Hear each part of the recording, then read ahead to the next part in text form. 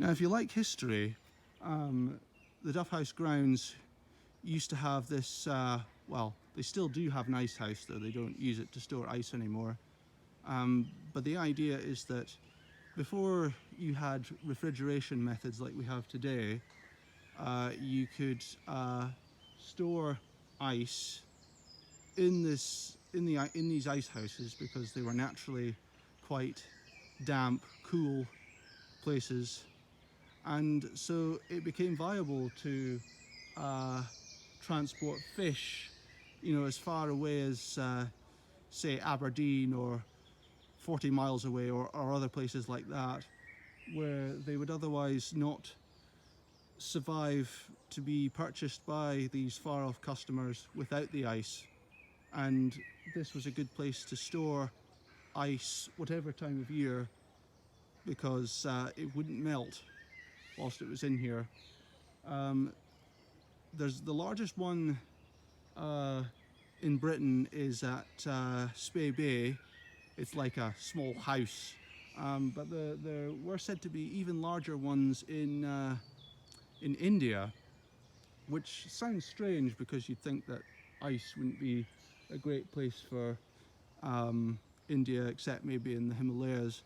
But interestingly enough, they didn't get their ice from the Himalayas. They imported it from here, and kept it in great big palace-size ice houses, which of course we don't have in this country.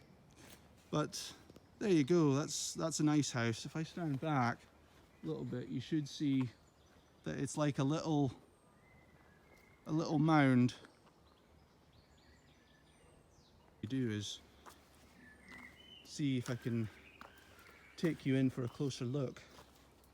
I'm not sure if, no, there's a gate in it, so you can't actually go in properly, but this is the entrance here. And so what you do is, in the winter time, you'd be taking ice, possibly from the river, and they'd come in here and put the ice inside, and it would remain nice and cold for whenever it was needed. Apologise if you can't see this very well, guys, but it is quite dark in there. There seems to be like bits and pieces of driftwood just dumped in there somehow. But that's how this is like the 19th century fridge. And people, certain landowners, got very wealthy from selling fish, like principally salmon, packed with ice. Let's and there's the entrance and the sign there that says Ice House. Just in case you fancied a bit of history. There's more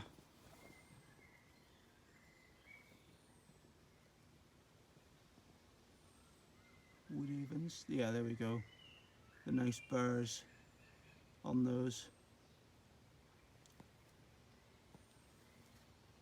And the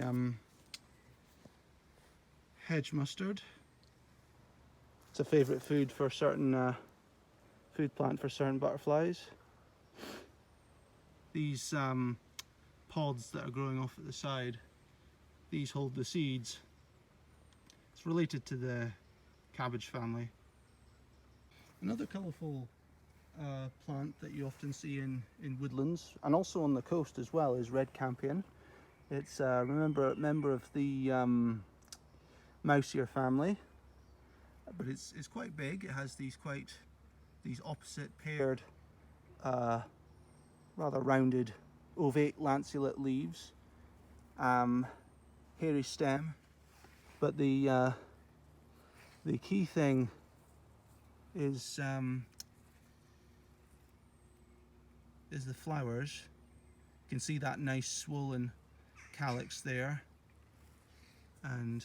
I can. So, like I was saying, they call them silene dioica, and dioica means two houses, because unlike most plants, these have separate male and female plants, male and female flowers on different plants, rather than male and female parts all in one flower. So I guess you could say they're bisexual. I think this one is a male because you can see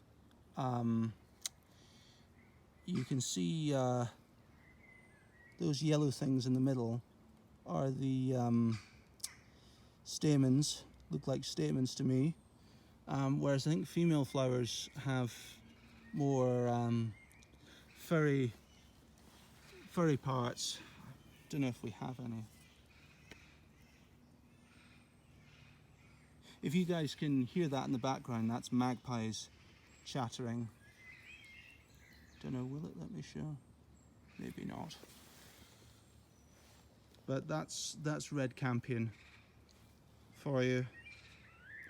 It's not too difficult a plant to recognise. I think something tells me these ones are a little bit past their best.